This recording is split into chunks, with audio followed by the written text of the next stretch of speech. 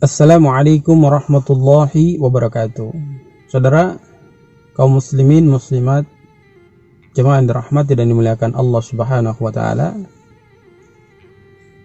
Alhamdulillah,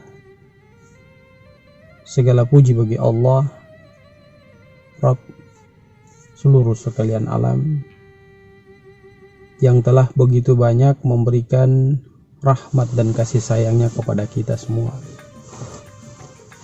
Kalau bukan sekiranya dengan rahmat, keberkahan, keridhaan, serta kasih sayangnya Allah, maka demi Allah kita tidak mungkin mengalami hal yang kita rasakan sampai saat sekarang ini.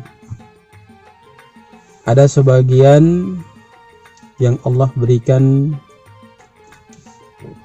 kepercayaan kepada mereka dengan menitipkan amanah berupa harta, pangkat, jabatan, kedudukan, maka demi Allah gunakan semuanya itu untuk ibadah kepada Allah Subhanahu wa taala.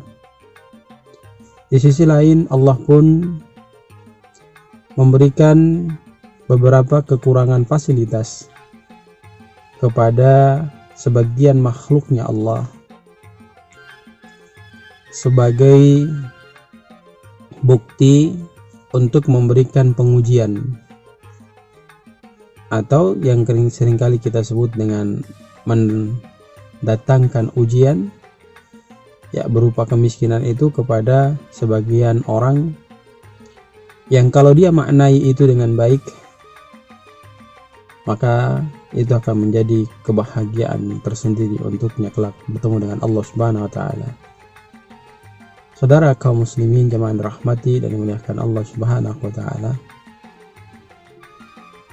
jangan pernah kita tunda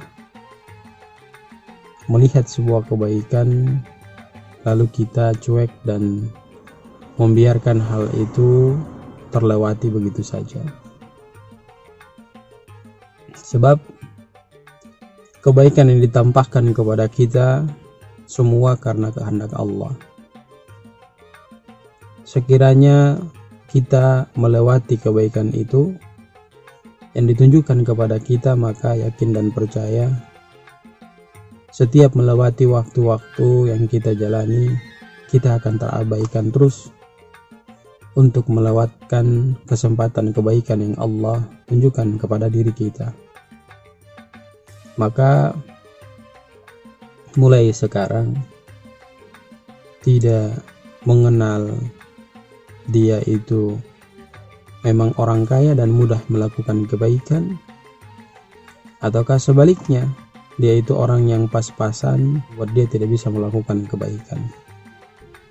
Kalau kita kaitkan dengan harta, ya mungkin bisa, tapi dia bisa menggunakan potensi yang ada pada dirinya untuk mendatangkan kebaikan pada dirinya, semisal membantu orang dengan tenaga yang Allah berikan kepadanya. Saudara kaum muslimin jemaah dirahmati dan dimuliakan Allah Subhanahu wa taala, apa yang mau kita banggakan sebagai makhluk yang lemah di alam permukaan buminya Allah ini? Bukankah kematian beberapa saudara kita, kematian handai taulan kita tidak menjadi contoh bagi diri kita bahwa sesungguhnya kita pun akan mengalami yang demikian? Mau berapa banyak contoh lagi yang harus kita dapati sehingga kita ini mau secepatnya sadar untuk beribadah kepada Allah Subhanahu wa taala? Mari kita merenung. Allah Subhanahu wa taala menegaskan, "Wa ma khalaqtul jinna wal insa illa liya'budun." Tidaklah Allah menciptakan kita sebagai manusia, kemudian Allah menciptakan makhluk lain yang diberi nama atau yang disebut dengan jin, liya'budu, untuk ibadah kepada Allah Subhanahu wa taala. Maka kekayaan, kedudukan, pangkat, jabatan yang kita miliki jangan sampai membuat kita lalai kepada Allah Subhanahu wa Ta'ala.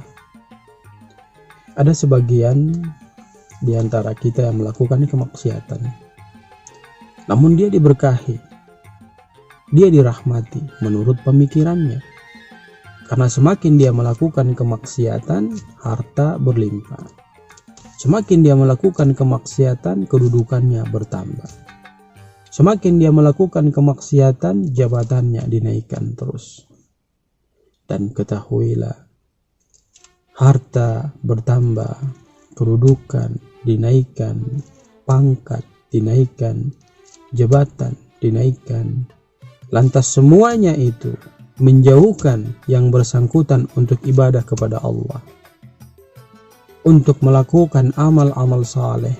Maka ini yang disebut dalam ajaran agama kita istidraj, yaitu Allah memberikan kesenangan namun dia jauh ibadah kepada Allah Subhanahu wa Ta'ala.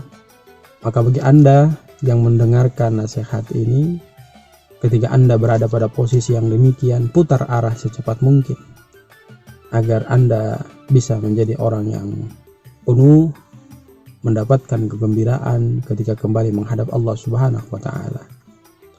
Sadarlah, sesungguhnya kita yang hidup pasti akan kembali menghadap Allah Subhanahu wa Ta'ala.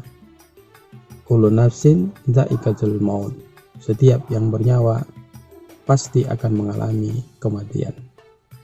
Maka Allah tegaskan, ya ayyuhalladzina amanu taqullaha haqqa tuqatih wa la tamutunna illa wa antum muslimun. Wahai orang yang mengaku beriman kepada Allah, tingkatkan keimananmu dalam konteks takwa kepada Allah. Karena begitu banyak orang mengatakan beriman, tapi dia tidak bertakwa kepada Allah. Ketika ditanya, siapa Tuhanmu? Dia jawab Allah.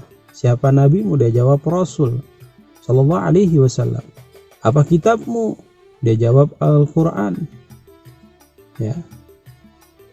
Begitu banyak pertanyaan-pertanyaan keislaman yang dia mampu menjawabnya, tapi hanya sebatas keyakinan. Takwa yang sesungguhnya jauh dari dirinya. Maka Allah Subhanahu wa Ta'ala menegaskan, wala tamutunna illa wa antum muslimun. Jangan kamu mati sebelum kamu benar-benar bertakwa kepada Allah Subhanahu wa Ta'ala. Ini menjadi nasihat dan tamparan keras bagi diri kita, bagi para pejabat, bagi para konglomerat yang sudah Allah titipkan amanah.